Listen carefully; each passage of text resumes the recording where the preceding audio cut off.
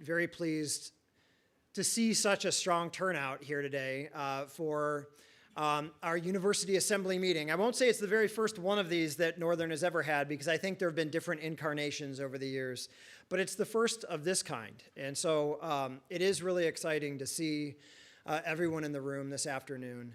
And there are a few reasons for that. One, I mention this from time to time. It's really neat for me as still a relative newcomer to Northern to look around and now recognize the vast majority of faces, and to think about, you know, the stories going on behind the scenes, what's happening in admissions, or giving Hugo a hard time about the econ department, or thinking about whatever else is happening on campus and having some more context. So the familiarity of this room feels really good. The other thing I'll say, and it's like, I don't know, maybe a bad joke, but it's a joke.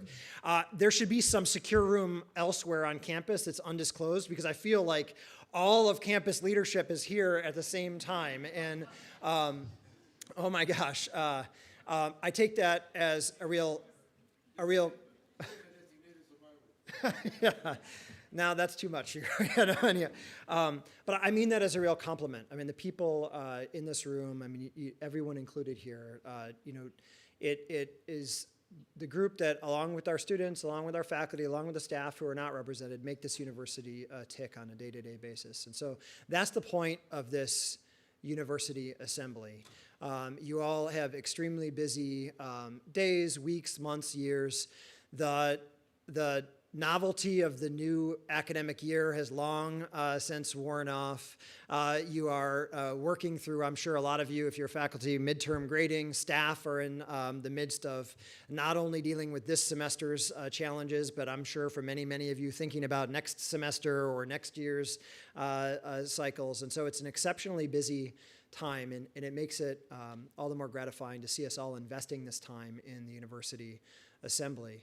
And the reason that we're making this investment is because it's exceptionally important to Northern Michigan University. I will tell you, there are a handful of things that exist at the very top of the list when it comes to kind of needs or priorities I picked up on during my first months here. And there are a few things up there, but one of them is attention to our communication. Some of that is external communication, and you'll notice there are community members in the audience, but a lot of it is internal communication. And I've heard that from every corner of the university. I certainly hear it from my leadership team, and I feel it personally. And so this investment that we're all making in the university assembly is a reflection of how important internal communication is on this campus. The university assembly is not the only thing we're doing to work on internal communication. Some of it is kind of ground level. Dale and I had an opportunity to meet with the biology department. I saw Jill Leonard's smiling face somewhere in the room earlier. I'm having trouble locating you again, Jill, but I love the opportunity to connect with our academic departments, our different staff and administrative units. Dale, I'm grateful that you accompany me on those. And there's ground level communication that I think we're working on. There, at our convocation, if you remember right, there was a call for kind of unsung heroes across campus, folks who are doing heroic work but don't often get called out. Cindy and others compiled those names, and actually what we'll do this year is invite groups of those unsung heroes, I mean folks who are doing really good work, in for time just to chat about the lessons that they've learned, the suggestions they have, the concerns that they have. There are chats with the president that are more student-directed, so getting to the dining halls, the residence halls, some of our instructional spaces, just to spend time meeting students where they are and hearing from students, sharing ideas on that level. Of course, internal communication is about digital communication. That's not all email. Email, of course, plays an important role in our internal communication processes, but we're also looking at more shorter videos, other forms of digital communication. I think that those are important steps forward. In the next month, you'll also have an opportunity either to watch online or to attend in person the first in a series of Budget Academy workshops. Of course, all of us are interested in the way that Northern's budget works, the timeline surrounding Northern's budget. There are questions and ideas surrounding the budget, and Vice President Leach and our budget and finance team is going to put the time and energy into holding those regular meetings as a way just to share more information about how we make decisions with respect to resources on this campus. And it is all with my firm conviction that there's no hiding the ball. There are hard choices that have to be made. Doesn't mean that everyone's always happy, but it's about getting more information on the table, communicating, hearing concerns, answering questions, and we're going to do it. We're going to do it every month, and Gavin will give me his laser eyes right now and burn holes through me in one way or another, but we're not going to just do it this year either. It'll be a repetitive process, and it's an important step to take. This assembly will be followed every semester by a university forum. And the assembly is an assembled group. You're here because of your role on this campus or in the community. The forum is more of an open invitation, and it'll be a gathering where we share information around key items. I'll close today's meeting by talking a little bit about next Monday's university forum and the topics that we'll cover there. But the assembly and the forum will always go kind of in tandem. All of these things come together, and they require a lot of work, a lot of time, a lot of energy. And I think that that can be frustrating. It can be frustrating to folks who are very busy and need to pull together a presentation or put together slides. Thank you, Derek and team, by the way, for putting these slides together. It's worth it. We don't get somewhere for free. And if we say that internal communication matters that much to us, then we're going to continue to put in the effort required to make presentations, to inform, educate, to listen. And I ask you all to make the effort to show up, even though you're all in the middle of busy days and weeks and months as well. It is a joint effort, and that's how we'll make progress. So what about today and the role of the University Assembly specifically? This meeting is meant to be an information clearinghouse for us. That does not sound exciting. But let me explain to you what I mean by an information clearinghouse, because I think as you hear me describe what I have in mind with respect to a clearinghouse, you'll agree that it's important. First is that it's an inclusive group, and I have my sheet here. If you know me, you know I don't really operate off of a script very well, but I did ask for some information about who we are. We had 288 invitations sent. Two-thirds, a little more than two-thirds of folks accepted the invitation. A little less than that were able to attend today. And we've got a good mix of administrators, about 10%, about a third faculty, about 45% staff, about 10% students, and then about 6% community members. So an information clearinghouse has got to be inclusive. It has got to include many different groups that we would consider to be stakeholders on the NMU campus. This group accomplishes that. The second thing that we need to do if we want to have an effective clearinghouse is to have regular and consistent meetings. This group will meet once a semester from now until ... for the foreseeable future. And we are always open-minded and flexible. If it turns out that it is not a useful meeting for us all, then we'll make a change. But the intention is to have this be an ongoing, consistent opportunity to share information and to get feedback from you all. So an inclusive group and with consistent meetings. The second thing is it's intended to develop a shared understanding about kind of essentially important items at Northern Michigan University. So a shared understanding, the reason you're all in this room is so that we don't have, as is tempting in complex organizations, side conversations, subgroups, different messaging going out to different audiences, people portraying something one way on one day, and then for no ill intent, portraying it differently on another day. This is an opportunity for us to all hear the same thing at the same moment from the same people, and that is really important. And I say essentially important items. You know what? Some of the things that you're going to hear about, like today we'll talk about enrollment and well-being and then safety and security. For some of you, on any particular item, it is going to be, it'll feel remedial. You know, you'll know the thing inside and out. Maybe you're actually leading work in that area. Tough luck. Okay, because for most people in the room, it's not going to be remedial. It's actually going to be a really important primer, and it's an opportunity for us to kind of develop a common floor of understanding. And that's essential because as you know, we make big decisions about how we're going to allocate resources around the budget, or as we develop policies on emergency planning or data security, or as we make changes in the way that we promote well-being on this campus, if we don't all have at least a common baseline understanding, then those decisions are understood very differently by different stakeholders, and that can cause problems sometimes. So that's another key part of what we're trying to achieve, a shared understanding of fundamentally or essentially important issues related to NMU. And the last thing, which is a bit subtle, and it's actually not true of this session, is that it's collaborative agenda making, and it's about multi-directional messaging. So that's kind of jargony, but here's what I mean by that. For future university assemblies, you all will be asked to develop the agenda in collaboration with the Executive Council in the President's office. Because we pulled this together, we really wanted to hold our first meeting this semester. We built an agenda around items that we knew people would find important and I hope hopefully interesting.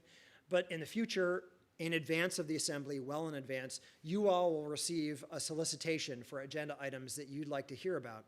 You'll also be asked for some updates in your work area. And then those updates will be shared both in kind of a written form, so there's a kind of online platform where you can go read those updates. We'll also ask people to provide updates in person from time to time in the university assembly meetings. So we'll create these agendas together, and then our shared responsibility coming out of these meetings is to engage in multi-directional messaging. So what do I mean by that? When you come here, you're gonna listen to people. A lot of times that'll be kind of executive level leadership, although we will ask people to present from different work units on campus. But when we leave here, it's our shared responsibility to communicate out. There's information flow down, right, on the organizational chart, so to speak. There's got to be information flow up, you letting us know like what's important for us to all hear about, and then across the university. Tell your peers, if they're teaching right now and couldn't attend, let them know what happened. If there are concerns in a department meeting about what was shared in University Assembly, talk about it there. It's got to be multi-directional in nature. So those are kind of the sort of imperatives behind this University Assembly meeting. We will take information from this meeting and we will actually use it to inform the university forums that follow. Again, this first semester, we've got a condensed timeline. We've already got a set agenda for this university forum, but in the future, we'll walk out of here and we'll say, okay, what generated a lot of energy, a lot of feedback? What's gonna guide us as we develop the agenda for the university forum? I'm gonna shut up. We are gonna hear about, did I just inadvertently move that forward? Maybe I did. There we go. We are gonna talk about three broad areas of fundamental interest to NMU: enrollment, well-being, safety, and security on campus. I am not a pessimist with respect to enrollment. And actually, the smarter folks on the leadership team are like, hey, let's not get ahead of ourselves. It's a very challenging environment. Wherever Jason Nicholas is here, I'll get the laser eyes from him now. Because, yeah, exactly. We do have a number of challenges with respect to traditional kind of leading indicators on enrollment. And the easiest one to point to there is sort of like the demographic cliff and the declining number of high school graduates. You're gonna hear a little bit more about that environment. And I refuse to kind of become a skeptic there. I also realize that we're gonna have to be creative. We're gonna have to be very aggressive in that environment if we wanna continue to grow. And we will continue to grow. And it's actually fundamental to all of the things that we want to accomplish on a larger level at this university, that we have stabilization and then steady growth in enrollment. Enrollment has lots of different facets, and I'll introduce Amy in just a second. Amy and others are going to talk to you about kind of the beginning of the pipeline, and that is the class that we bring in. Of course, we all understand that retention, persistence, and completion is actually where enrollment is decided. That is, for lack of a better term, the playing field. I won't use the term battlefield. That's not a good connection to draw. But it is where the action happens. And as we make progress with retention, persistence, and completion, that will be the biggest driver of enrollment moving forward. I also want to make it loud and clear right now that enrollment is about the baseline numbers. It's also about how outcomes are spread across different student groups. In this place, prides itself on being open access, whether you call it right to try technically or whether you just think about our arms being open to all different types of students. We are not delivering on the promise that we make to our students and their families and their friends and their communities if we're not giving all of our students an equal opportunity to earn success, regardless of income, racial, ethnic background, first generation, geographic point of origin. And so as we think about enrollment, it's of course about the base number. It's also about the subcategories in there, and that'll be an important area of emphasis. Enrollment is supported absolutely by our ability to promote well-being for our students. It's also supported by our ability to promote well-being and a quality of life for our faculty and staff who make student success possible. And now I am really wrapping up. The last thing is we've got to have a campus environment, whether it's digital security or, I think even more importantly, physical kind of safety and preparedness on campus. We've got to have a campus that is safe and secure as possible. And so that's the last thing that we hear about today. Okay, with all of that said, the real stars of the show are our subject area experts. We'll always make a habit of bringing up leaders in the specific area of interest, and it is my great pleasure to introduce Amy Barnsley from the math department, an accomplished professor, of course, in her own right. Also, in this capacity, the co-director or co-chair of our enrollment committee. And Amy, thanks for spending time with us and talking a little bit about enrollment. Thank you.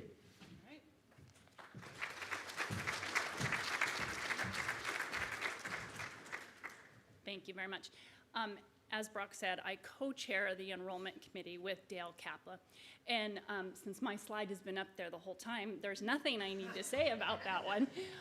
But a couple things I want to focus on is that enrollment does cover more than just recruitment. And I think there's a tendency when we talk about enrollment just to really focus on getting more students in the front door. But it's all three of these things. And the current plan had information on recruitment, retention, and academic programming. The academic programming piece was pretty small, but it was recognized that we need to have programs that meet the needs of students and what they want, and that helps with enrollment. The plan did just cover last year and this year we've been working on updating the plan. So really focusing on student success and completion. And so I wanna, with the bright green button, she was right. Really talk about metrics that we could use that expand beyond the first year full-time freshman. So when we talk about retention, we often just focus on that first to third. What is that? That's only 12% of our students. It's a pretty small population. And we on the committee have talked a lot about what metrics we want to use.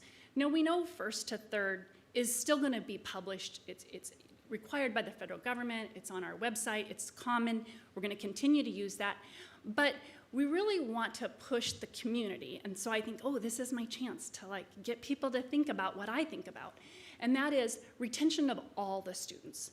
So IE has a term, they kind of call this students with unfinished business.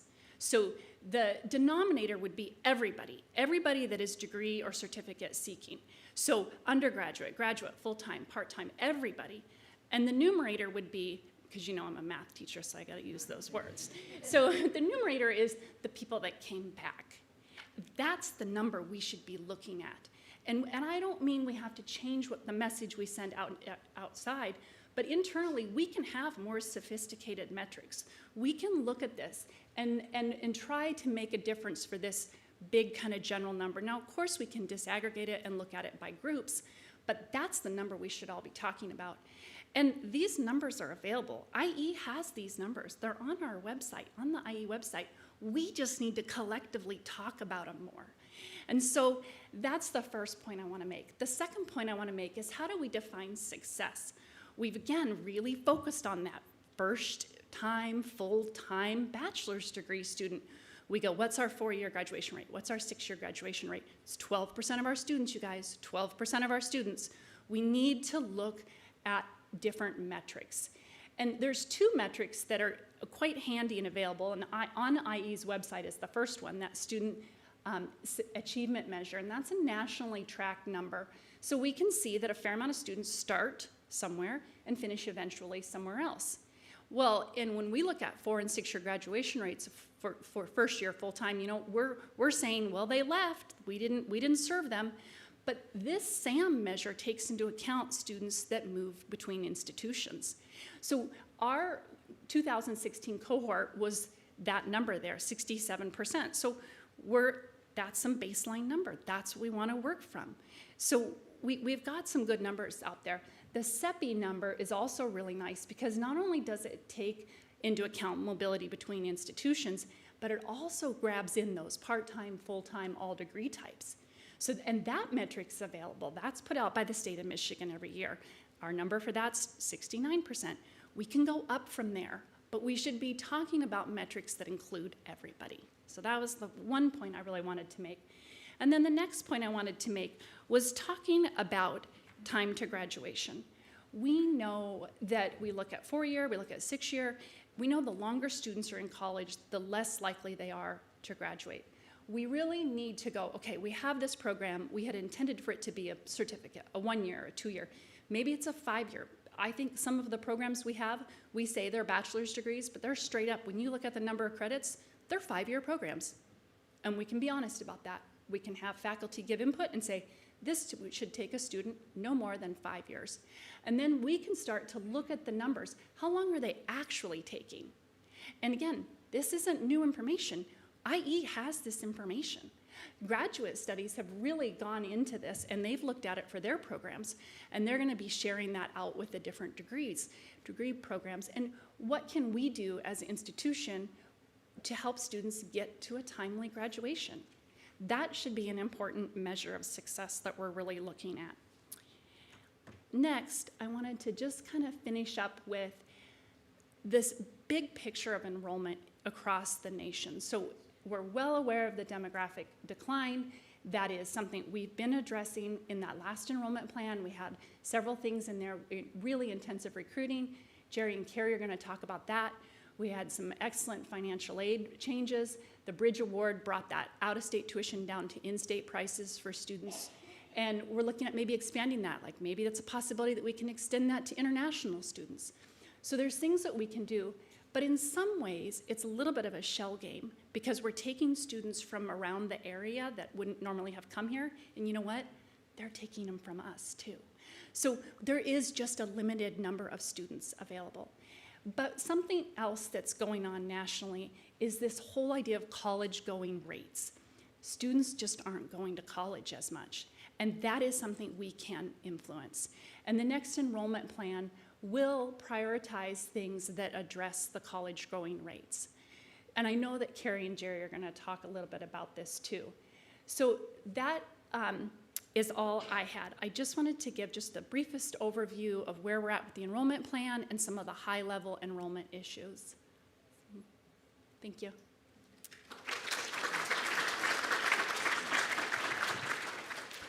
Next up is Chris Greer with the Retention Committee.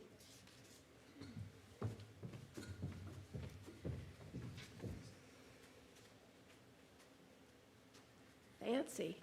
Hi, everybody. I'm going to give you a brief history of the Retention Committee. So that's where we're going to start. It was formed in 2017, and the reason that we got together was to take a look at what everybody thought were the reasons that students weren't returning, why they were taking off and not coming back. So that's really where we started. And then when we did that, what do we do about it? How can we solve those problems? So the committee was made up of those who together could give a 360-degree view of this campus and our students. I just want to say that it has been my great honor to work with this group because they are very, very committed to our students and to the university. It was made up of Student Affairs, Dean of Students Office, Advising, Housing, Student Activities, the Student Service Center, Financial Aid, Institutional Effectiveness, Finance and Planning, Diversity and Inclusion, Career Services, Registrar's Office, Admissions, Global Campus, Provost's Office, Faculty and Students. Extensive, right? Everybody was represented who works with students. So what we came up with was a 3-page list of barriers. And it was brainstorming, so some of it are things that we couldn't change. Like we can't change the weather, for instance. There was a lot of weather stuff on there. Well, there's nothing we can do about that, right? But a lot of it was good work, good things, and we could decide what we wanted to look at. So these are the first projects that we accomplished. And they weren't terribly difficult, right? I mean, that's pretty standard stuff. But we realized there were some things that we just weren't doing that would be easy to do. For instance, the first thing, nobody was contacting students whose GPA dropped unless they were put on probation. But just because, like if somebody dropped 0.5, that's a big drop. And so we thought we need to be contacting those students. So there were things like that we knew that we needed to do. Another thing is the second one. We all found out, which not too many of us realized, that if a student withdraws from one semester, let's just say for medical reasons, they had to reapply to the institution in order to register for the next semester. Okay, that was easy to fix. That was very easy to fix, but it really helped our students and it helped getting them back here. So anyway, these are just some examples of what we did right off the bat. Then we took a deeper dive and we looked at what we called big idea projects. So this was developed in early 2019. Some of these you'll recognize because they became part of the Board of Trustees retention initiatives that were approved in December of 2019. So expansion of centralized advising, that went from expanding it to all years, and then it became embedded advising, and then it became now success advising. So success advising, that concept was what we originally talked about. It just took us this long. Something called COVID got in the way, but this is exactly where we intended to be. Getting more students connected, that turned into the Pick One campaign and the Hub. And we know that that's had a huge impact on our students because a connected student stays. And so that was one of our big things. Mental health proposal was included in this. That was after-hours counseling, case management, step care model, wellness position, all things that we have now. So the discussion started about needing those in 2019. And then expansion of career services. We went from 1 professional to 3. And as you can imagine, that had a huge impact on the services that we're able to provide for our students. And then new projects developed in 2020. So this is a list of what we came up with that we knew were the next level that we wanted to tackle. Harder. These were more difficult to look at. We haven't actually been able to make progress on all of these, but we're still working on it. I want to explain credit creep. So this is program requirements increase the number of credits needed for a major. So the number keeps somehow going up and up, and that causes problems for students trying to complete. That decreases elective credits available, and it causes great difficulty for transfer students. So that's one thing that we're still talking about. And then the deadline date, for those of you who aren't aware, for withdrawal was the end of the 10th week. And a lot of students did not know how they were doing in classes at the end of the 10th week, so they couldn't make an informed decision about withdrawing. And the 100% deadline was the first day of class, so 100% refund. Students had to decide by the first day of the semester if they needed to leave, if they wanted to get all their money back. That is not giving anybody a chance to make friends, get to know their faculty. They couldn't even go to every class. So this was discussed extensively, and then what happened? This is what happened. We extended the withdrawal deadline to the last day of classes. Not the last day of finals, but the last day of classes. Students surely must know how they're doing in the class by then, right? So we did that, and that helped students immensely. Even if they ended up withdrawing, they sat through the course for the whole semester, so that if they repeated it, they had that base knowledge and could hopefully do better in the course the next time. 100% refund deadline was extended, so students could give it a good college try, right? They could give it a shot and see if they liked college or not. We no longer have the measles inoculation requirement. That was a huge problem for our students, to get the documentation of having a measles shot. If you think about our students who are 35 to 40% first gen, it was very, very difficult for them to get inoculation verification. So we did away with that. No more measles. And then strategic doing project focused on degree maps for all majors, and I'll show you what that could look like in a second. We're working on double counting. We had a summer bridge program, and that was to address the fact that we have underprepared students, unconnected students, mainly as a result of COVID.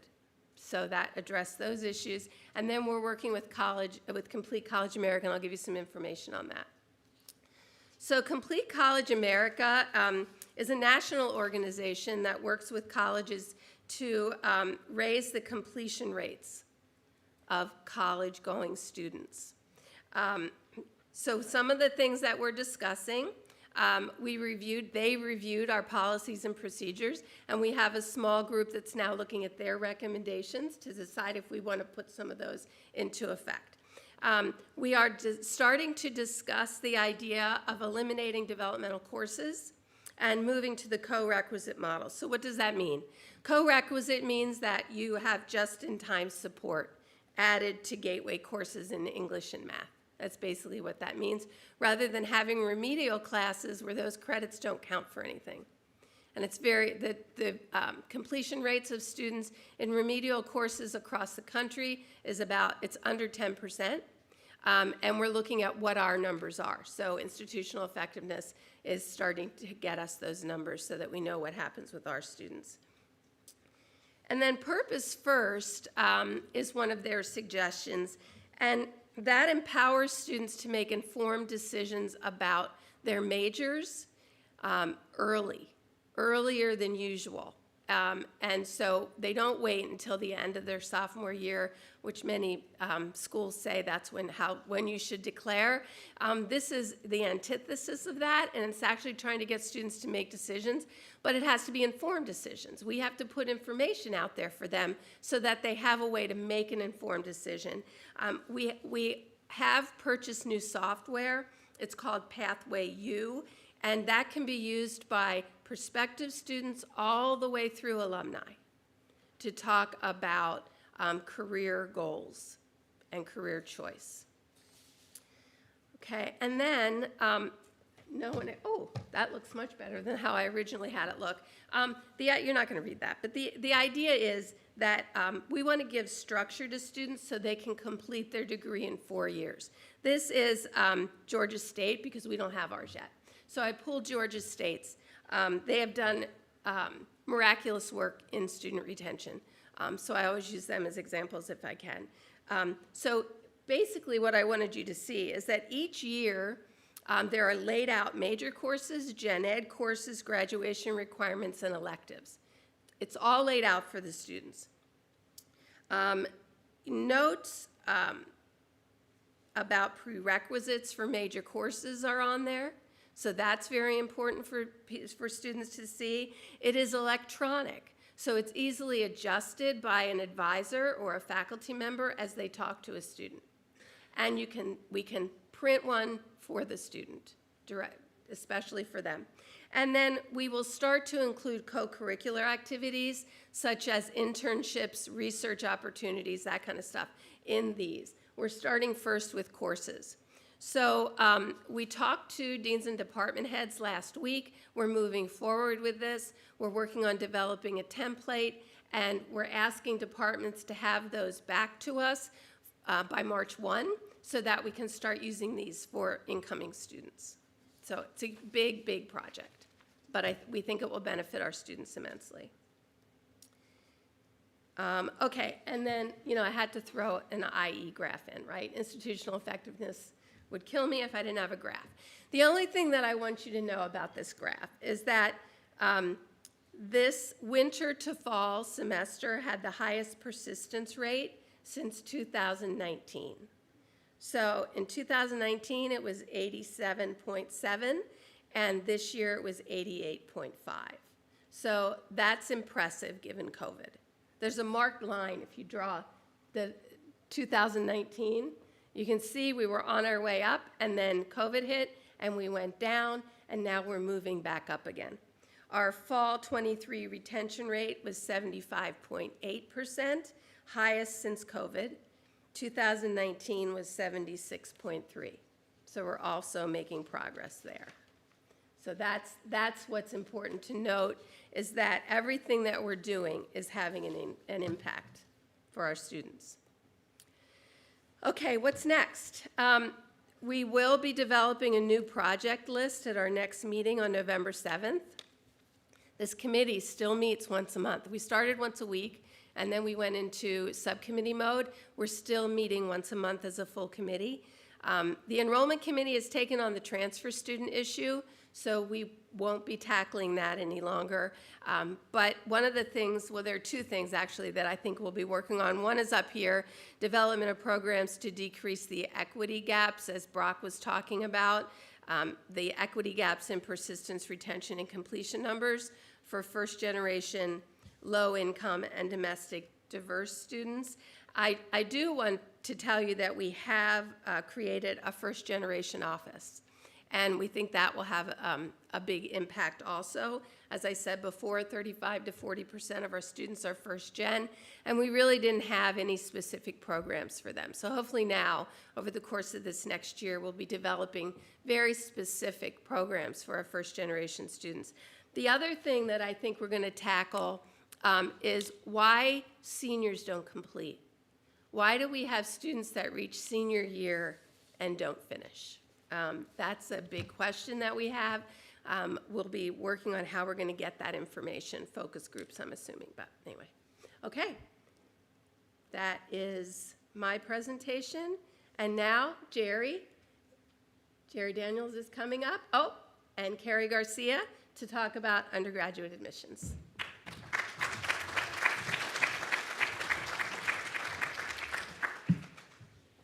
Yes, we come as a package. Get us both at the same time. So hello, everybody. Carrie and I are going to be talking about the enrollment cycle, national trends, some initiatives, and we're specifically focusing on undergraduate, domestic, on-campus students, and really new transfers and first-year new students for fall 24. So there's lots of other stuff going on, multiple terms all the time, different populations, but for the purpose of this, that's the focus of this. So some of you may have heard us talk about this funnel concept before. And in our work, it's a really useful visual to talk about what we do. The basic idea is we do things to get a whole bunch of potential college students for Northern at the top of the funnel, and then do a whole bunch of stuff to try to encourage them to move from one stage of the funnel to another. So a subset of those that are interested in Northern to express interest become applicants. A subset of those complete the application and become admitted. A subset of those decide to commit to Northern by paying their orientation registration.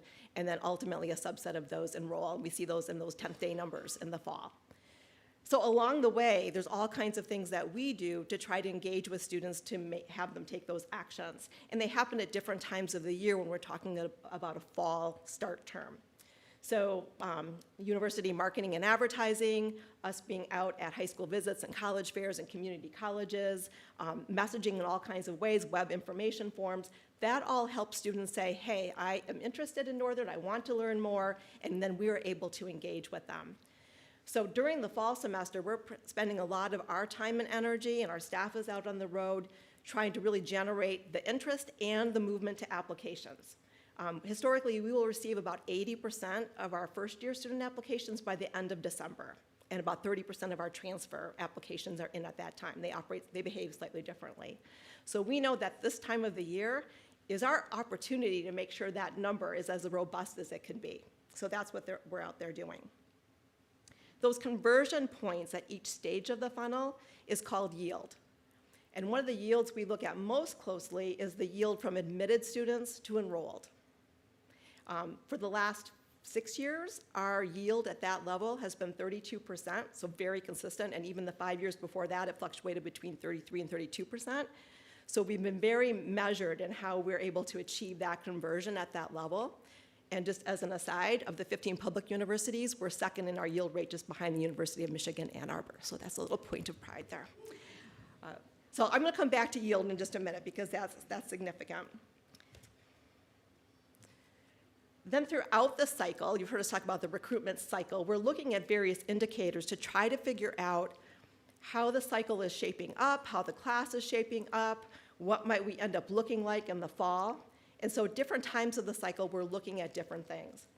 In August of 23, for example, we looked at what is our number of inquiries of our prospective students at the top of that funnel for fall 24. Is it looking strong enough? Do we need to plan some activity or some changes in what we had planned for September and October to try to fill that even higher at the top? Because the more we have at the top, the more that we can keep working into the next stages of the funnel. On the application numbers, we're looking not only how are we comparing year over year, but we're seeing are there gaps in certain recruitment regions, maybe even in a specific county, maybe even down to the school level. And is there some action we can take to try to fill that gap? So there's a lot of moving parts with this that we're watching. We really, of course, are working a lot with digital and mailed communication, follow-up communication, encouraging students to have on-campus experiences of all sorts, the campus visit program, Wildcat Weekend, presidential scholars, group visits, all of those things, where they get to engage in all of you in the university community and help them feel what that Northern experience would be about. So we're watching those numbers. How are the events being attended? How are the campus visit numbers looking compared to past years? Another indicator is the FAFSA, the financial aid process. We don't know, as a student is creating their college list, where we stand on that list. Are we at the top of their list, the middle? Are Reach School number 10 on the FAFSA, the last spot that they can fill? We don't know, but we have to watch how the indicators are coming in. And then as we see that financial aid forms are coming in and our financial aid are making offers, we can compare what percentage of our entire population is making that action kind of further along. Where the applications primarily come in the fall, orientation registrations, primarily as a commitment of enrollment intent, happen in the spring and early summer. So most traditional age students are making those decisions and those commitments in March and April. Some schools have May 1 deadlines, so that kind of drives it a little bit. We don't, but it drives their behavior to make those decisions. Housing applications open in early February, so that's another indicator we're watching. Are students making that $250 commitment as another indication that they'll be coming to Northern? And we watch cancellations of our admissions too as they make decisions to go elsewhere. Now, all of these things help paint the picture and give us an idea of what could be happening. Each one kind of wipes off the fog of the crystal ball. By the way, there is no crystal ball, just so we're clear on that. But it helps us understand what we might be expecting. And it's really helpful when the factors, external factors, human behaviors, student behaviors, when they remain consistent. That's not always the case, and this year is going to be one of those kinds of years. As an example, the financial aid process nationally is undergoing a major overhaul, both in content of the FAFSA and also in the timing of its release. So where typically it's been released at October 1st, and students and families are doing that activity right now, and they're in the pool to get those financial aid offers in December. This year, that form is hopefully going to be released in December, and then students probably won't receive their financial aid offers from colleges and universities until March. Well, that's a pretty significant piece of information for students to be comparing as they make their decisions. So we can imagine that decision-making behavior is going to be changed and impacted a little bit too. So there we go. We're not being able to quite compare to past years. Another big one for us this year is that we joined the Common Application. And we had a lot of really strong reasons for doing that. But one thing that we do know from watching other institutions and results is once you implement the Common App, your application numbers do go up, but your yield drops. So it's really important that you're able to generate enough new applications so that if your yield is lower than our 32% that we've been historically at, that you have enough students still that are enrolling at the end of that funnel. So you can imagine we are watching that very closely. Right now, as of last week, our first-year applications are ahead of last year by 440 applications, that's 14%, and our completions admissions are up by 584, which is 34%. So that's really good news, but is it good enough? We don't know. About 32% of our applications that are in so far have been common applications. So we'll have to see how that all plays out. Good luck, Carrie.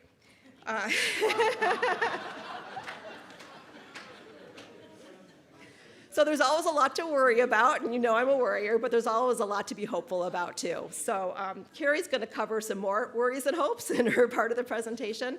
But before I leave the podium, I just really a big thank you to everybody, because every action that you take to engage with prospective students and their families, and with our current students, because word of mouth is huge about student experiences, it really makes a difference. So thank you.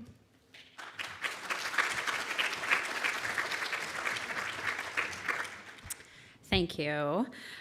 So as Jerry mentioned, yes, there's going to be a lot of issues that, we'll be handling in the near future. Thanks. But there's also a lot of factors that we're monitoring as well.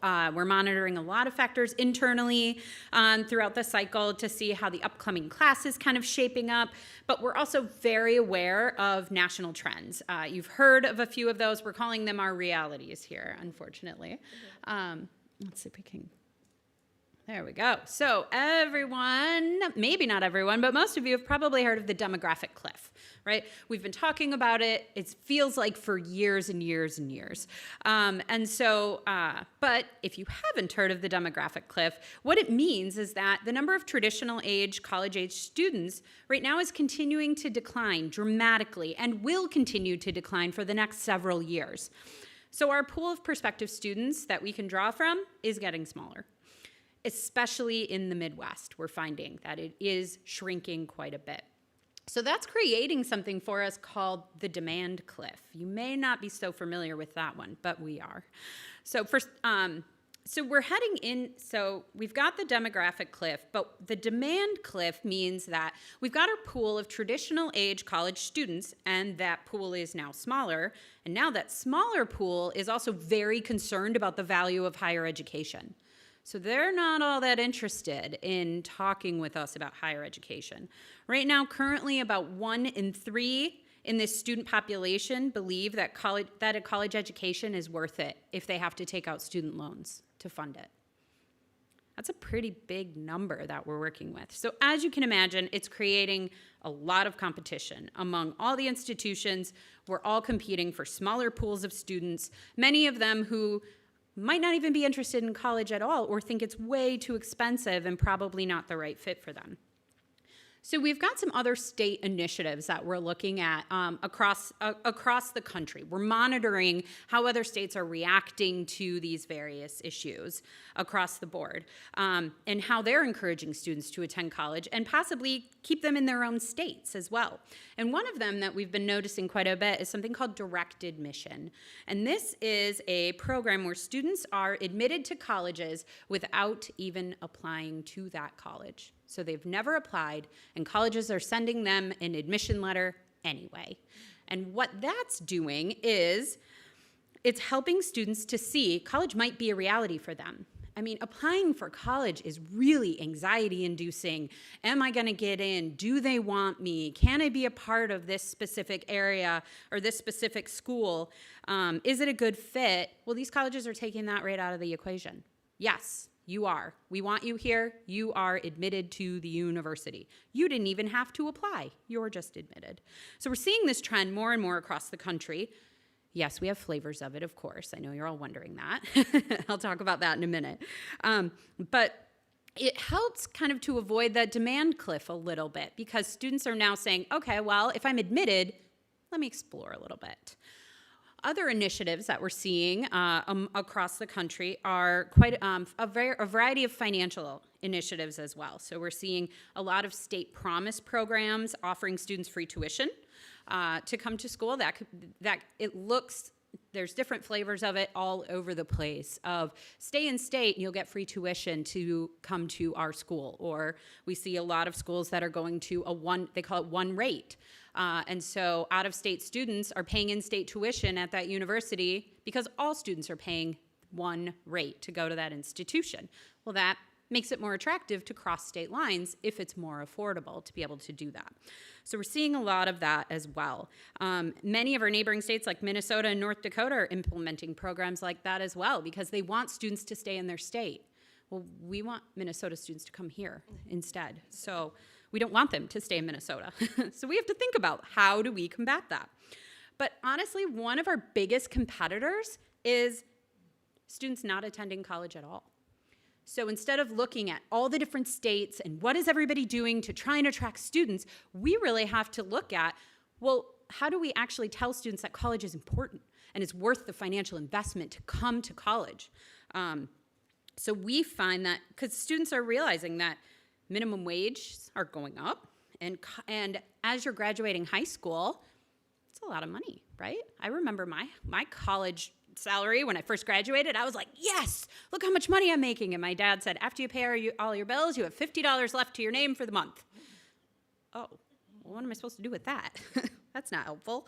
So students are running into this where they're like, well, why would I build up a bunch of debt if I could just go to work now, right? So we're combating that message of college is important, college is valuable, college has a great ROI, it's important, and here's why you should also come to Northern as well. So this all feels pretty dire, right? I feel like a Debbie Downer here. So why did Northern have such a positive increase in enrollment for fall 2023 if we're facing all of these issues, right? And what are we doing to move fall 2024 in the right direction?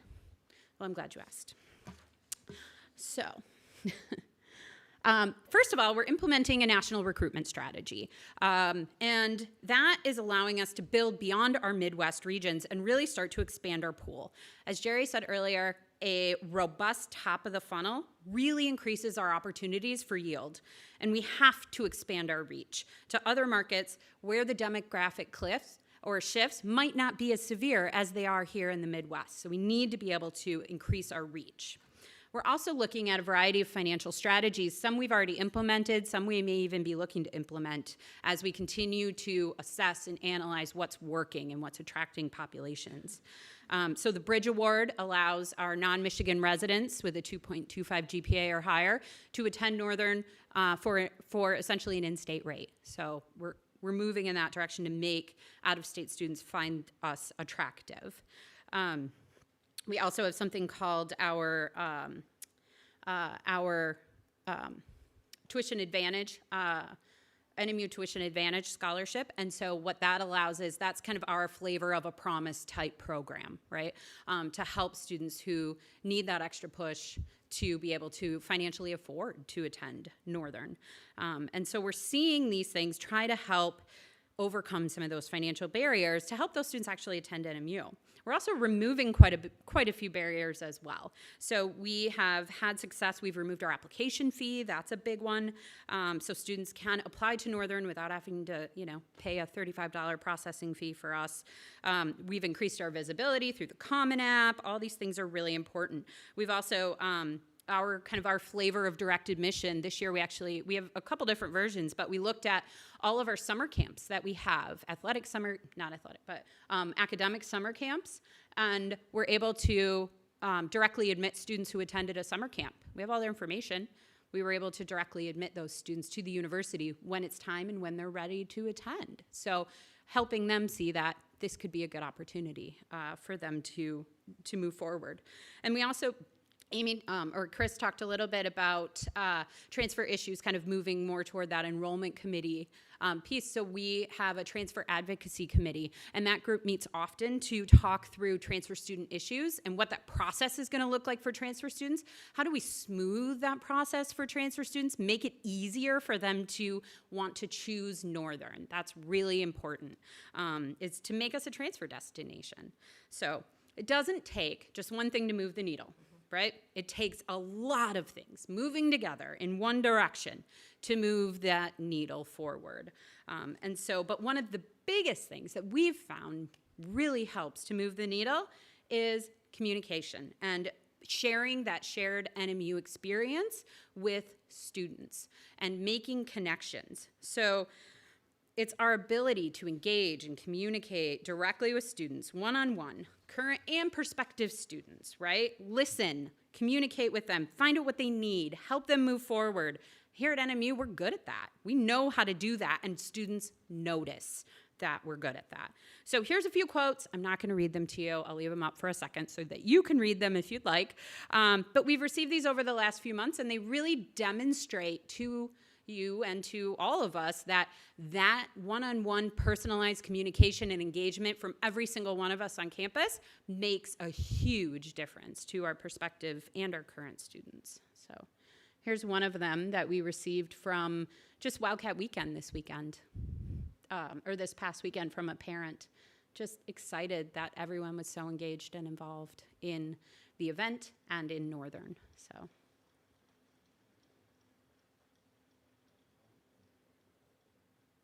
All right, I'm going to move on. And this one's from a current student perspective about why they decided to come here, and that Northern didn't just treat them as a number, even pre-college. The faculty they met with wanted to see them meet their goals. Even before they enrolled, the faculty were invested in them and interested in what they had to offer. And so they couldn't see themselves going anywhere else because of that. So thank you. Your engagement definitely helps. We appreciate it. And now I'm going to introduce Nicole Shoup, and she's going to talk with you about orientation.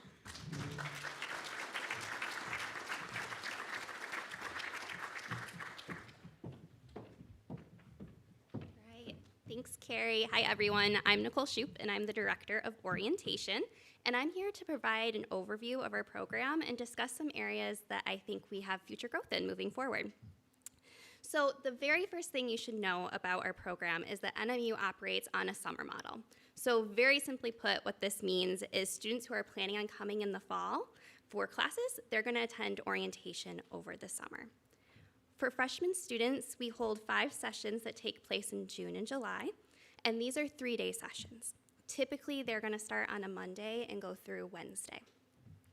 Transfer students have the option of attending either a 1-day in-person session, or they can do our online orientation, which consists of 6 online modules that they'll complete, and those are all self-paced. Additionally, we have a 1-day option for commuter, non-traditional, and veteran students.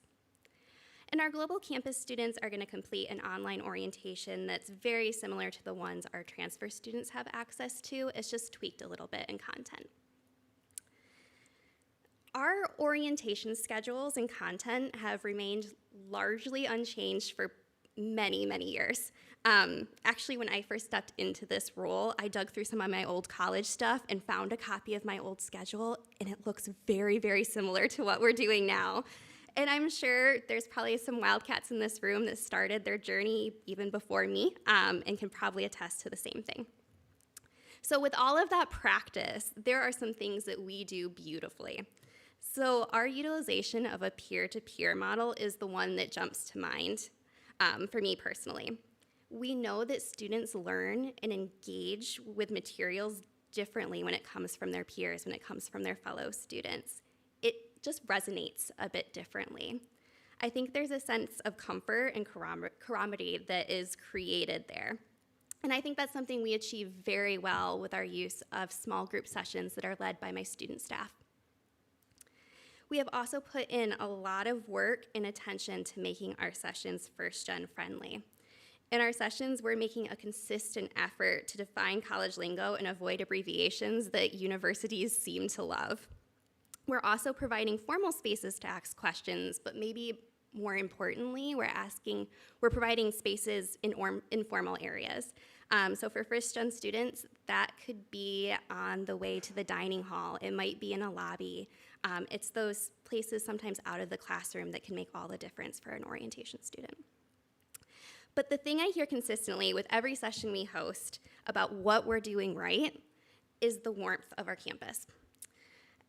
And I think that's largely in part for all of the folks in this room. There's really no such thing as a non-student-facing position here at Northern, and I think that's especially true in the summer. If you're here, you're probably touching orientation somehow. I actually wrote down a quote, something that a mom said to me this past summer, because I think it summarized this quite well. She said, every person we have met in these past 3 days, whether from your staff all the way to dining staff, has actively shown me they care about my students somehow. I found a community at NMU to be so kind and genuine, it was in a way that I did not anticipate. So with all of that being said, there are certainly some areas where I see the opportunity for growth. Over the next few weeks, I'll be reaching out and asking for help forming a team of campus partners to discuss how we can best meet the needs of our incoming students and also modernize our program a little bit. Some of the topics that I'm hoping to discuss in this group revolve around program content and structure. So at the moment, our sessions are very lecture-based. Students spend much of their time at orientation sitting in Jammich 1100 listening to presentations and watching slides. I am not convinced that's the best use of their time with us. I would really like to see a shift away from this and some incorporations of some more interactive activities at orientation. I also think there's a potential benefit in moving some of those materials to an online module where students can take their time, digest, go back, review, and look at that information at their own pace. And as the summer moves forward, as we get closer to the semester starting, they can go back and look over that and refresh their memories a bit. Another idea I've been mulling around is allowing students to customize parts of their orientation experience in an effort to instill a greater sense of agency and authorship. We do a bit of this already with our workshops that we hold on day 2. For those of you who may not be familiar with our workshops, essentially I have different folks come in, they discuss a wide variety of topics, and students get to pick between whatever sessions they want. And these have been really well received by the students because they're interested in the topics they're going to attend. And I would say faculty and staff also look at these in a positive light as the students that are attending are actually engaging in the topics. Along those same lines, I think there's a little bit of magic in the idea of incorporating cohorts or affinity groups into our programming. Whether that's based on identity, major interests, career aspirations, or maybe it's just personal hobbies, I think it's a great opportunity to help students find their people and start initiating that sense of belonging. Additionally, outside of schedules and content, I'd really like to start opening a dialogue with different folks around campus, probably admissions, perhaps financial aid, even the Student Service Center, about ways we can work together to address the financial barriers that orientation can represent to some students and their families. I promised Jeff I would leave some time for him to chat with you about a few other exciting summer topics, so I will wrap up. But I just want to emphasize how excited and how appreciative I am to be working with campus partners to start initiating these changes. I recognize that this won't happen all at once. It's going to be an ongoing process, but I am very excited to start moving forward. So thank you. Jeff, the mic's yours.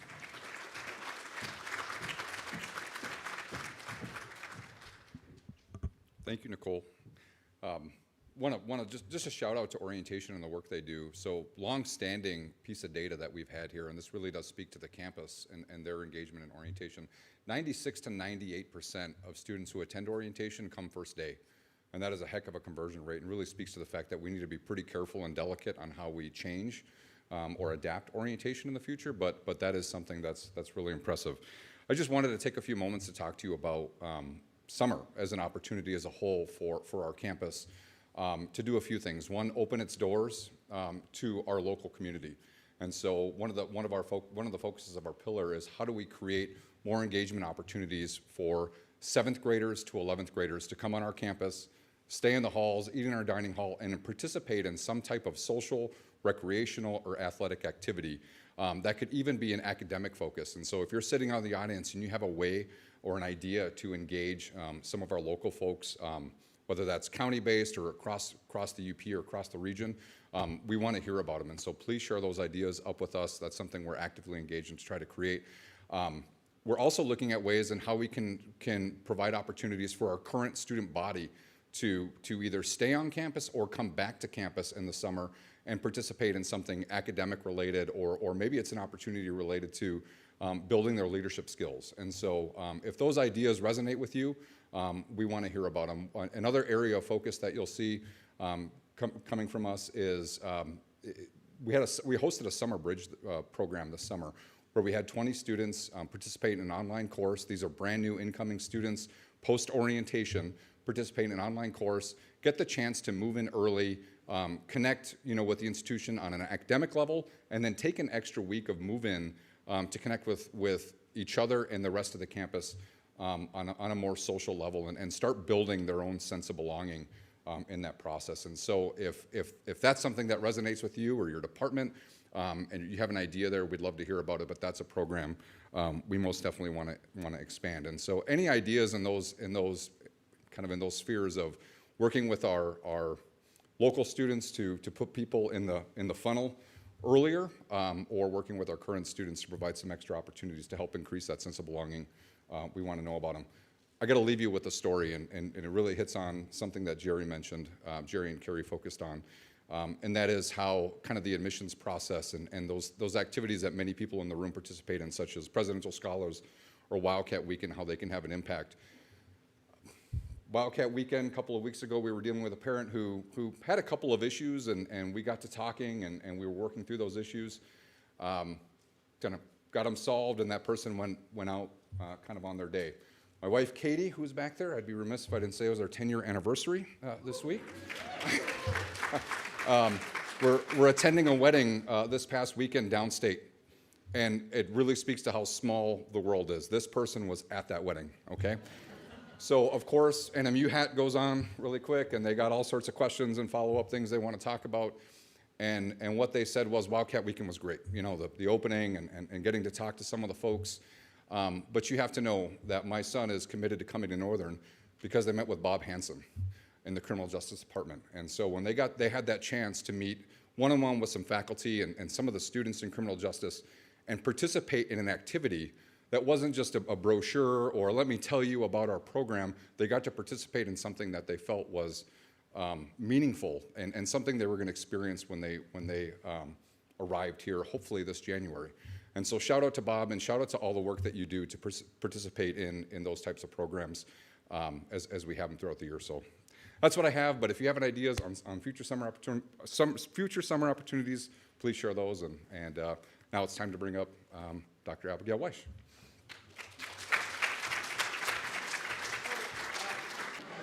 Okay, everybody, in the interest of time, let's segue into our presentations on campus well-being. And I'll invite to the podium Abigail Weich, our Assistant Vice President for Well-Being at NMU. Abigail?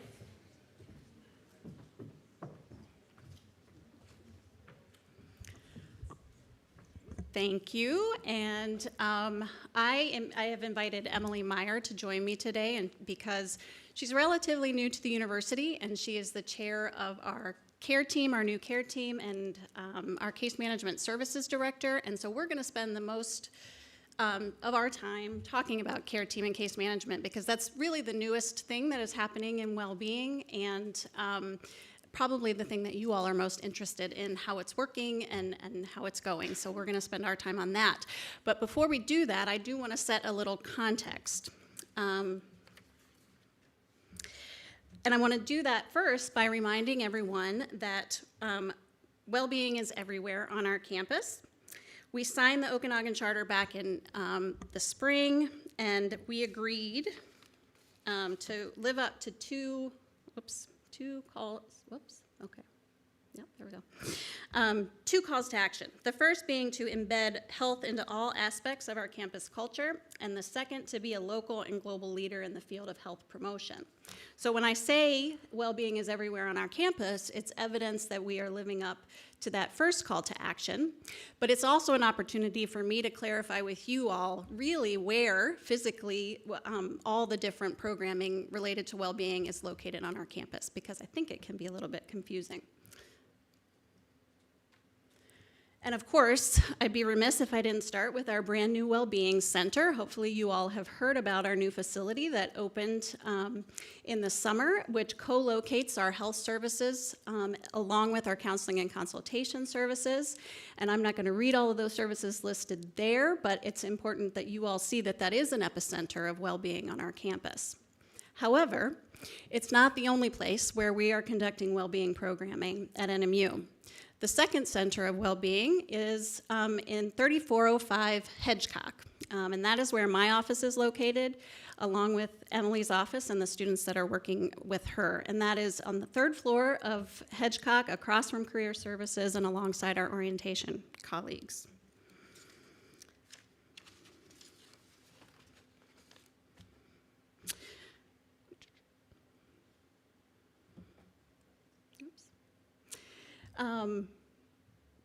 One of the things that Emily is going to explain to you is the membership of our care team, and this is another important way to look at where we are across campus.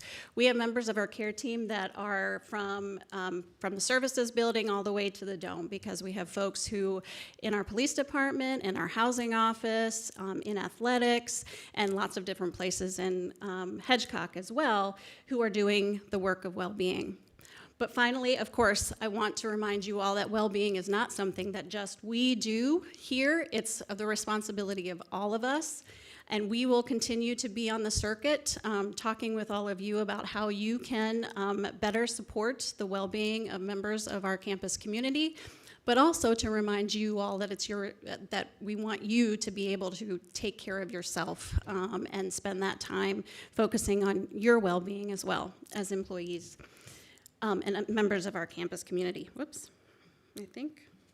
I wanted to say, before we jump into that, that an example of folks who have really taken on this responsibility of campus well-being comes out of our biology department. I said I would give a shout out to Jill Leonard, who took on the initiative of Be Well in Weston Hall. So that's not one of the buildings I listed here, but a lot of stuff has been happening this month. Walks, runs, yoga, mindfulness sessions, craft making sessions, and I also wanted to remind you that there is a final event tonight for October for Be Well in Weston, and that is a wooden pumpkin painting activity, and it's just a fun way for us to be together and de-stress a little bit and create something fun. So please join us there for that. And with that, I will bring Emily up for her part. What time is the pumpkin painting at? 5 p.m. All right. Well, as Abigail said, I am Emily Meyer, and I am the Case Management Services Director. I've been working on taking the new off of that title, and the chair of the care team. So the care of care team stands for Coordination, Assessment, Response, and Education team. And that replaced the CAT team. By a raise of hands, how many of you knew that we had a CAT team?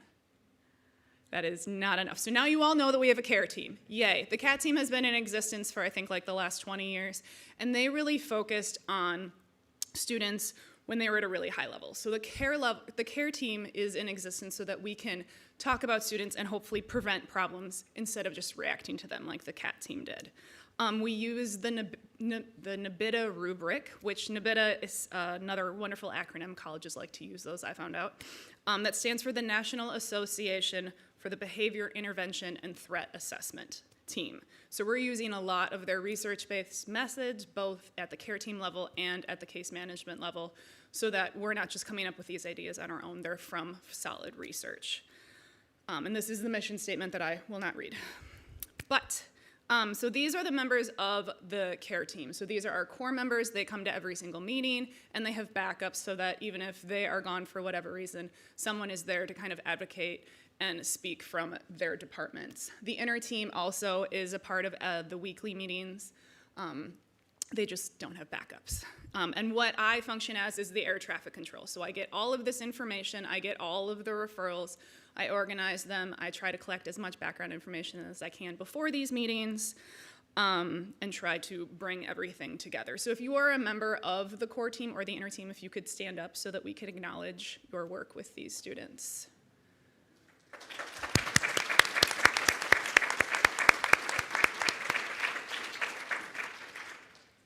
A along with those people who meet every single week, we meet every Tuesday from 1 to 3, so we had to move it so that we could come here.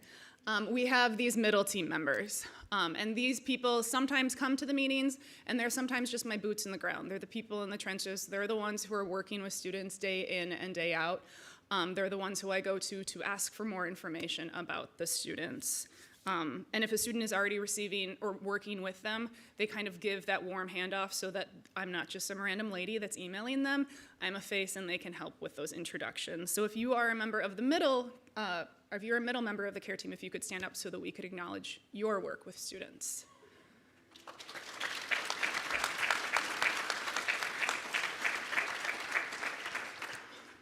Okay, so it is everybody's responsibility to report a concern that they have to the care team. Now that being said, if it is a crisis thing, so if you are concerned about an immediate risk of somebody's harm to themselves or to someone else on campus, please don't email me, please call police. I am not crisis management, the care team is not crisis management. We will hear about it afterwards, whether from PD or a referral from you, but please call the police department.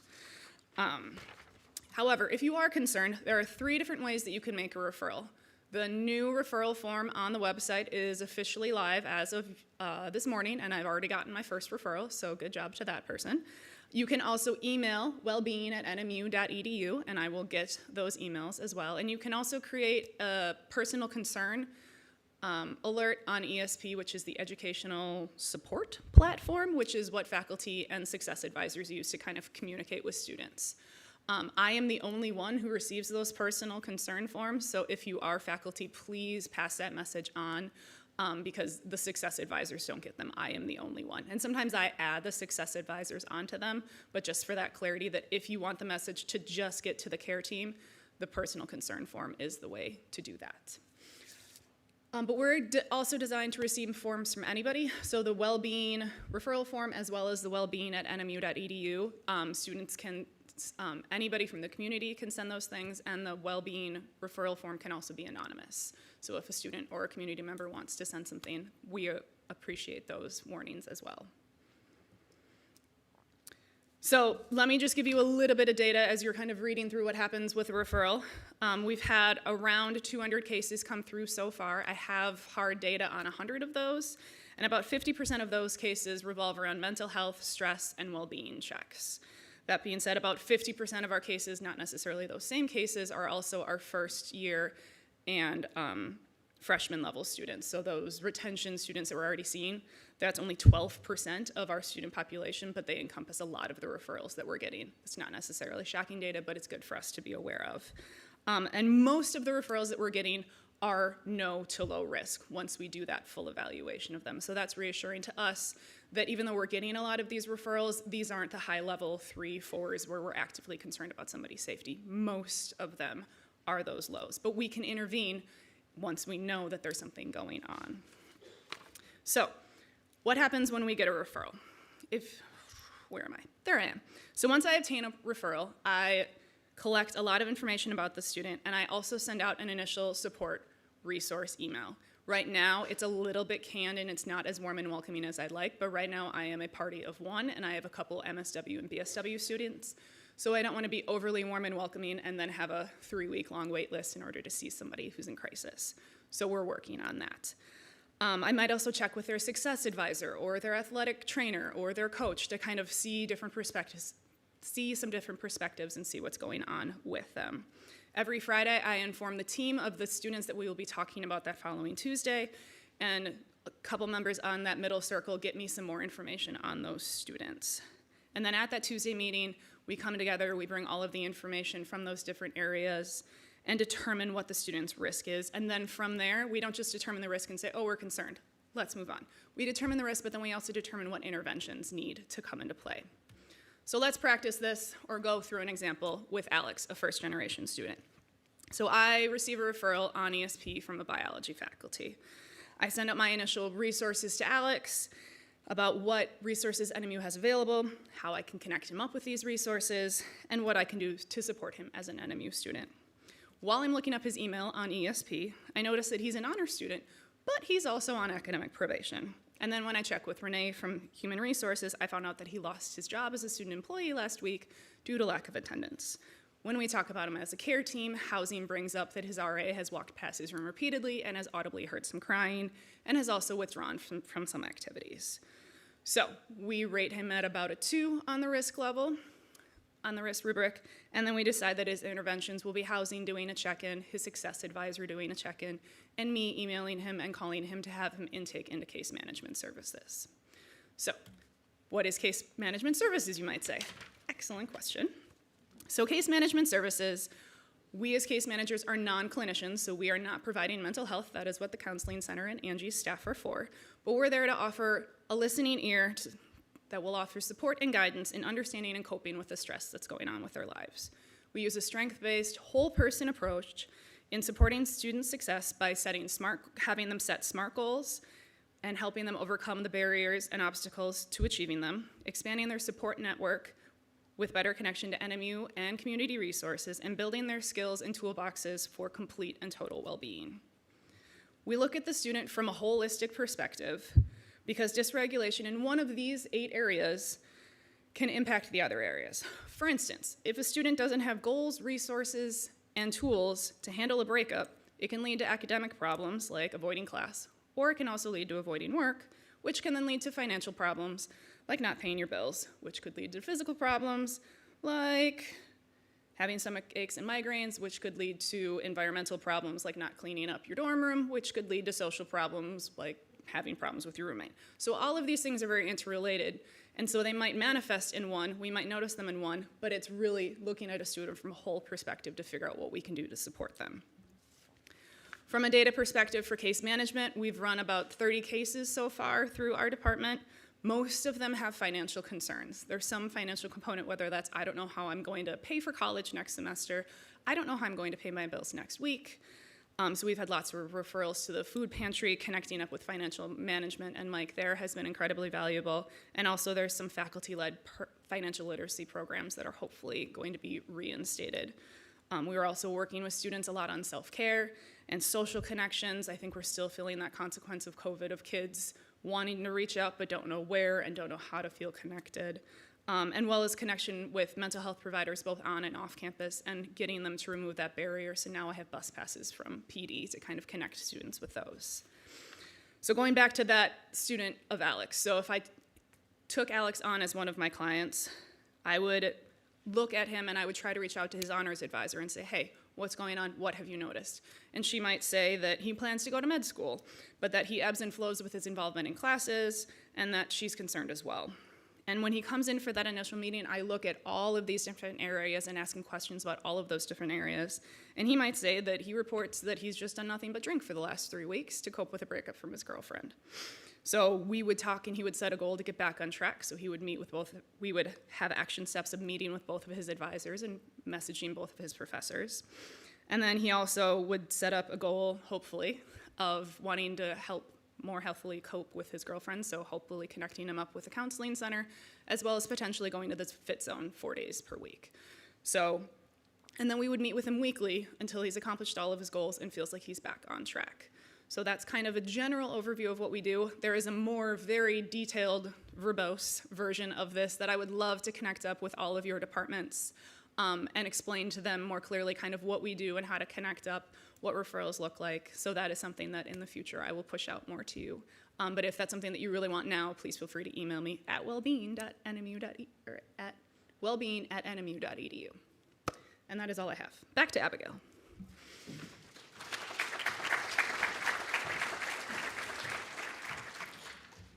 Thanks, Emily, and I do want to just point out how incredible it's been to have Emily start up so quickly. You saw the large membership of our care team, and so it takes a lot of work and a lot of strategy to get those folks together, working together with a brand new process and pulling that together. So it's been a huge help and very enjoyable to work with you.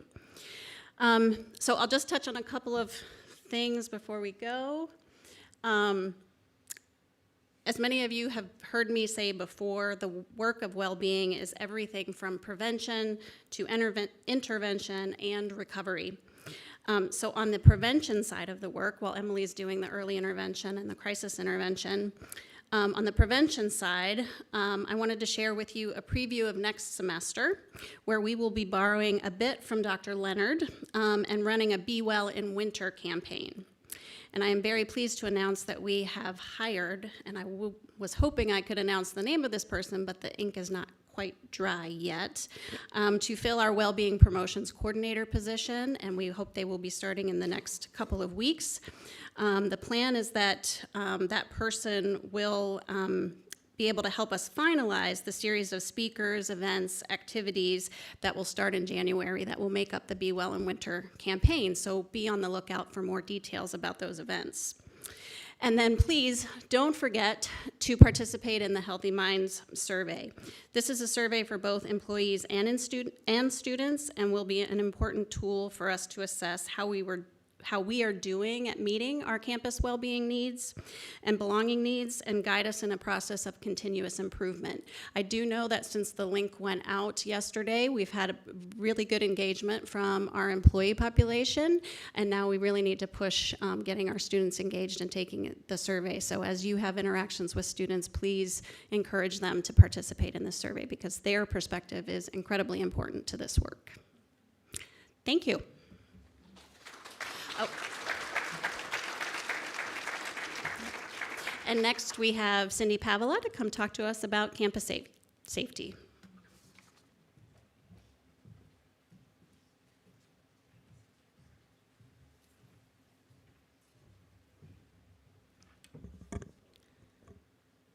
Hi, I'm Cindy Pavela, Assistant to the President and Co-Director of Northern's Emergency Planning Program. And you might notice I'm not Mike.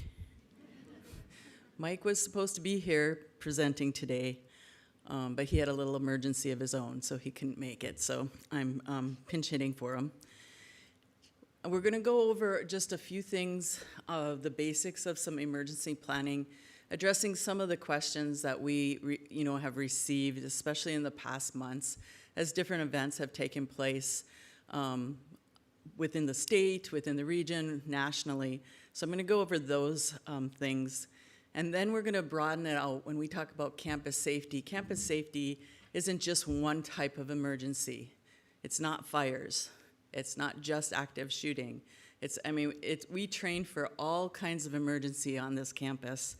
And I think one of the things that the campus community doesn't always have access to is the understanding and the knowledge of how much training is taking place behind the scenes for all the different types of emergencies.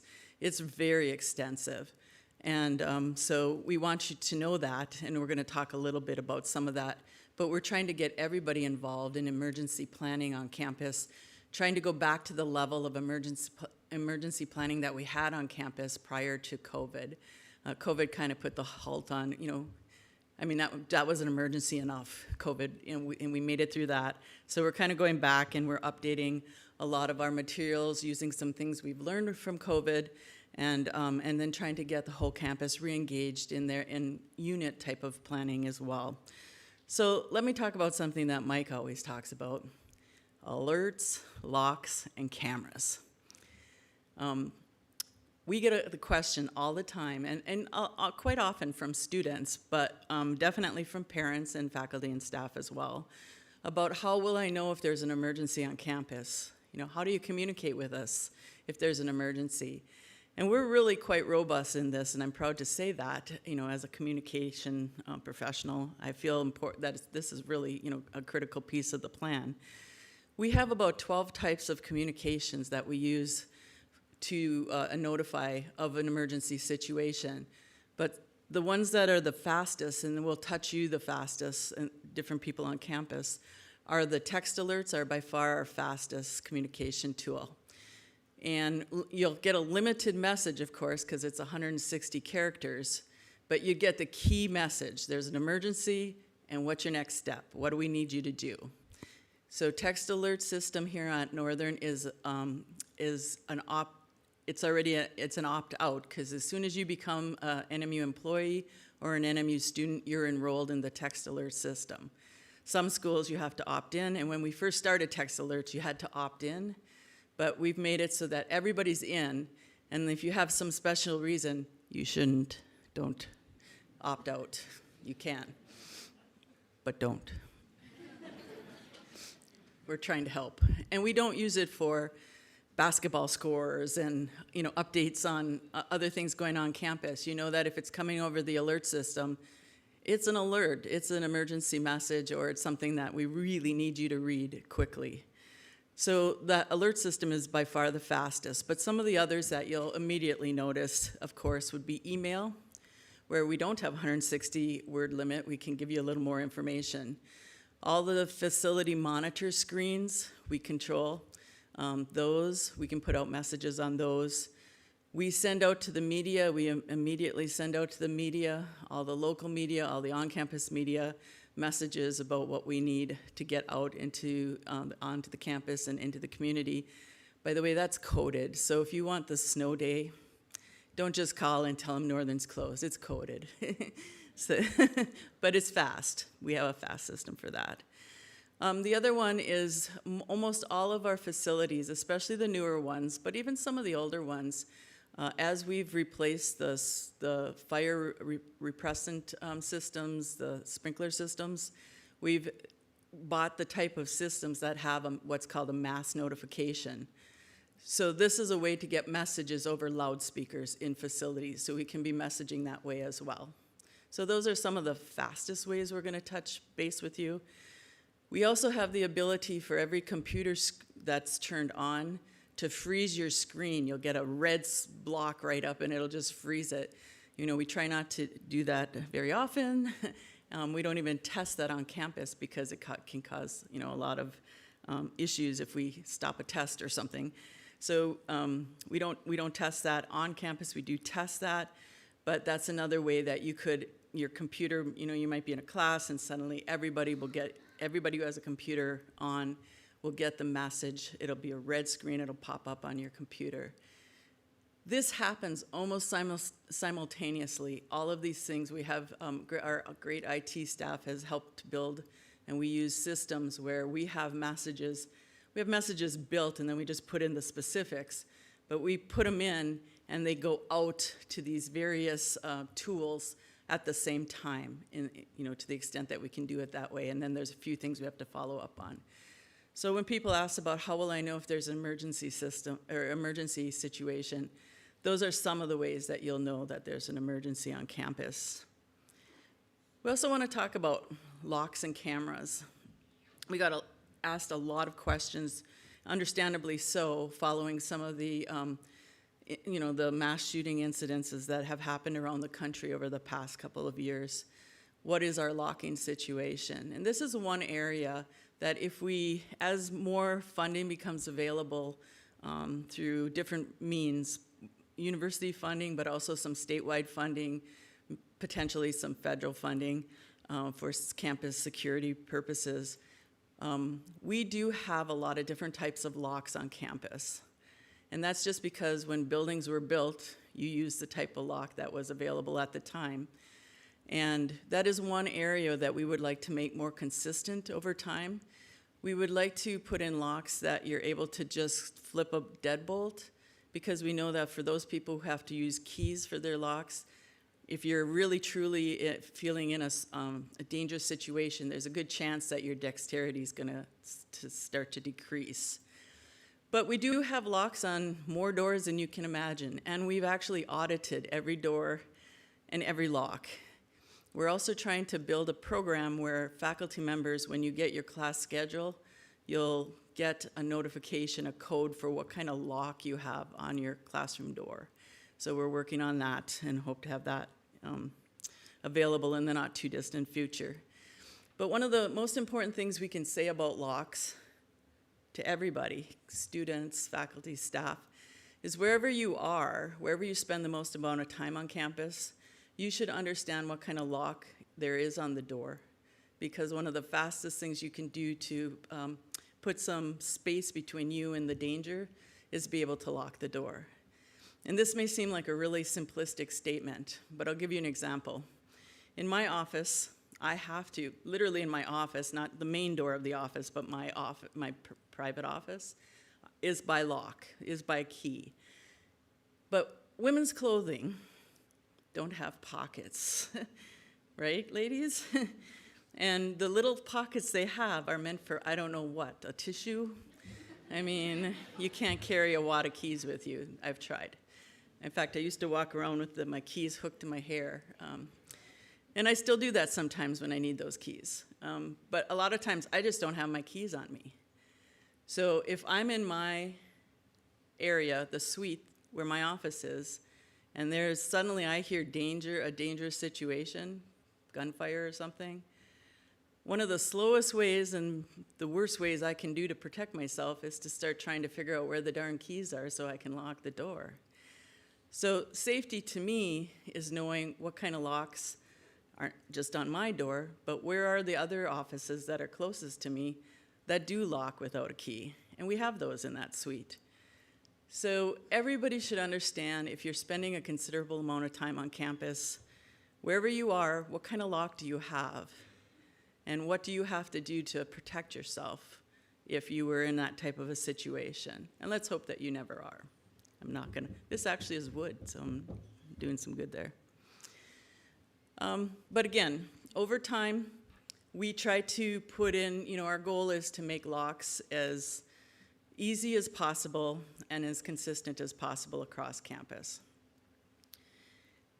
And now I'm going to talk a little bit about cameras.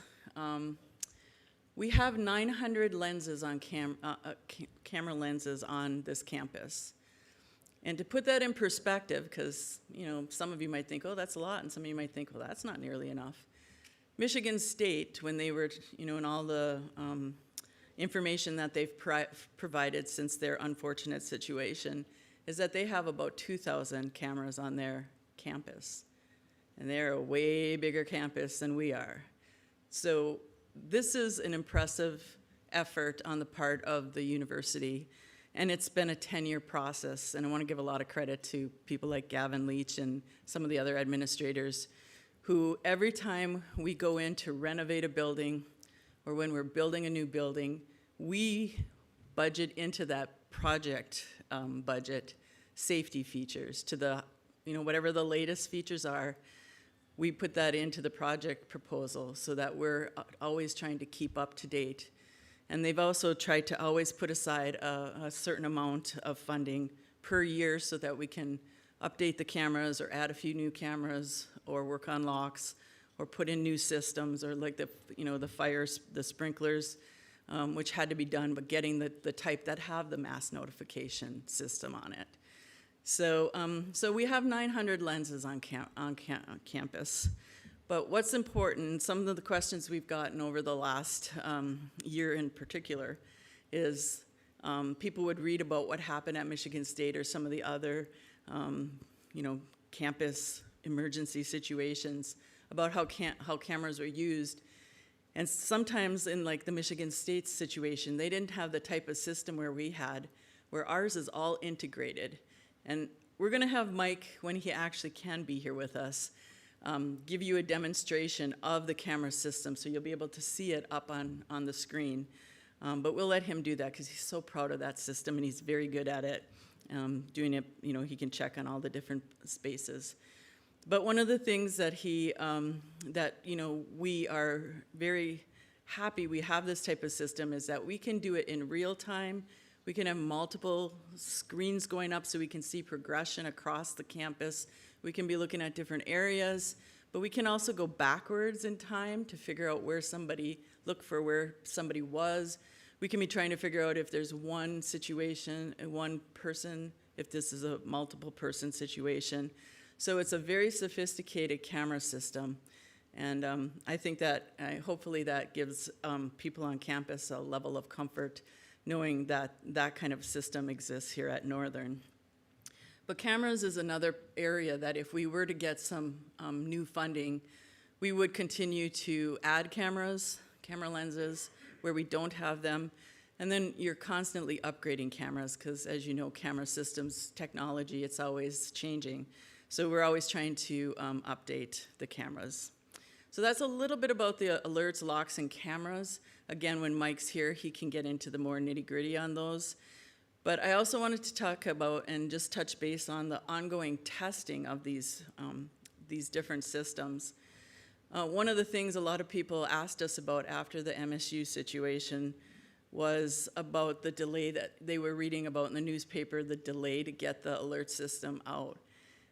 I don't know exactly what happened and what some of their issues were as far as the technology piece of it goes.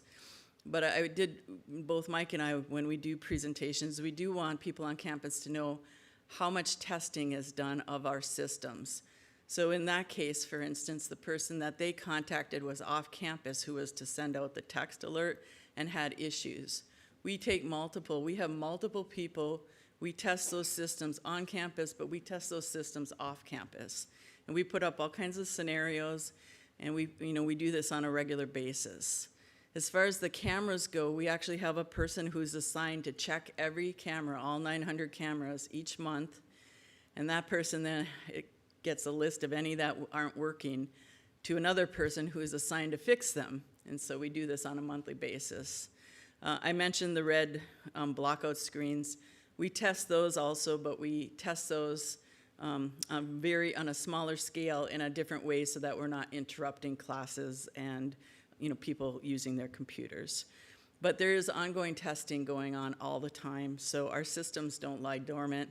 And then 10 years later, you have an emergency system or emergency situation, and you don't know if the system works or not. We know that our systems are working, and we try to keep them as up to date as possible. I'm going to talk just a moment about the unit emergency plans, and then we're going to talk about campus safety from another angle. What are you doing? Okay, so the unit emergency plans, they're just giving me signals here. Not good ones either. I'm gonna have to work on those sign language things. Obviously didn't attend the University of Michigan. Oh.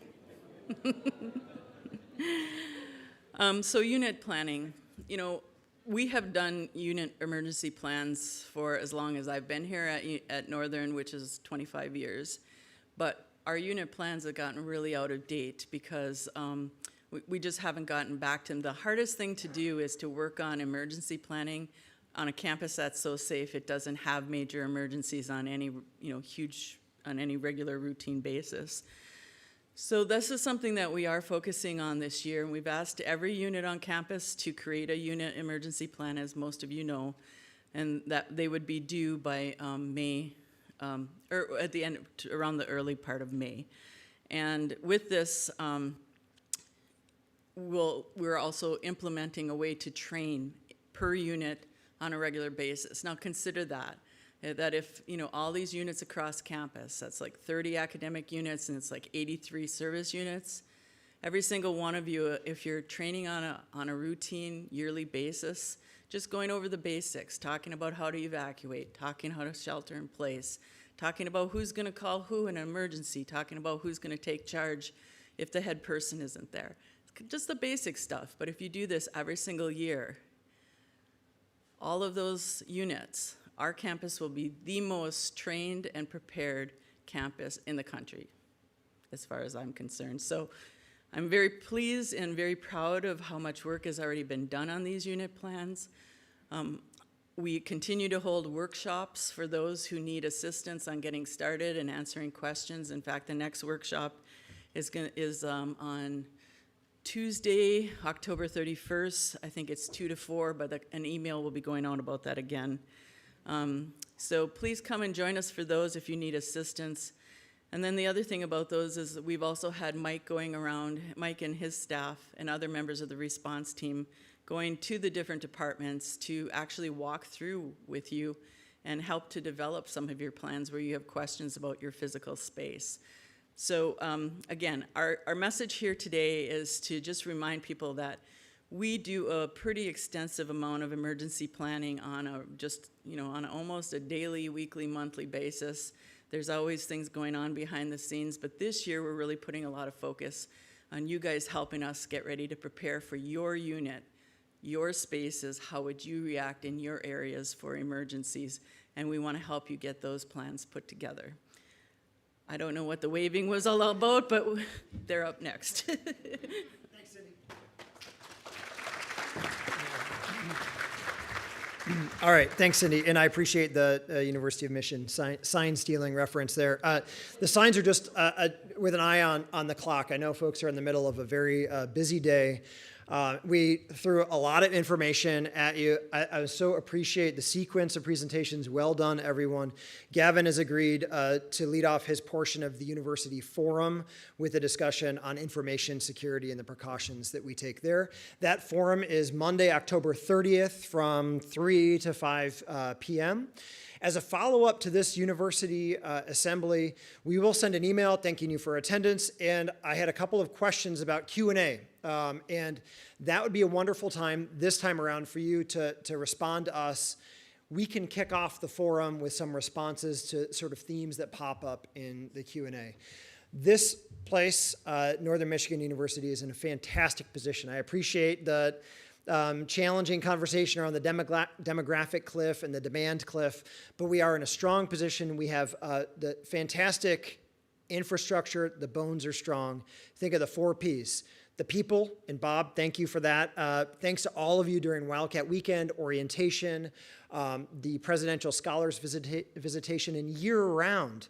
We sell ourselves through the people and the relationships and the warmth that we have to offer. So it's about the people who are here, the programs that we have available. It all starts with the academic programs, the support programs that we have available.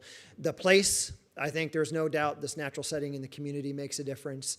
The facilities, the facilities that we have to offer make a huge difference. And then last, I'll say, where we have to make progress, it's the processes, the procedures that we use. So it's not about our people, and it's not about working harder. It's just about putting the pieces together in some slightly different ways. That's where the progress is to be made. So thank you so much for attending this first University of Assembly. We'll see you again in this format in the winter term. I hope to see as many of you as possible next week at our University Forum. Thanks, everyone. Have a great rest of the afternoon.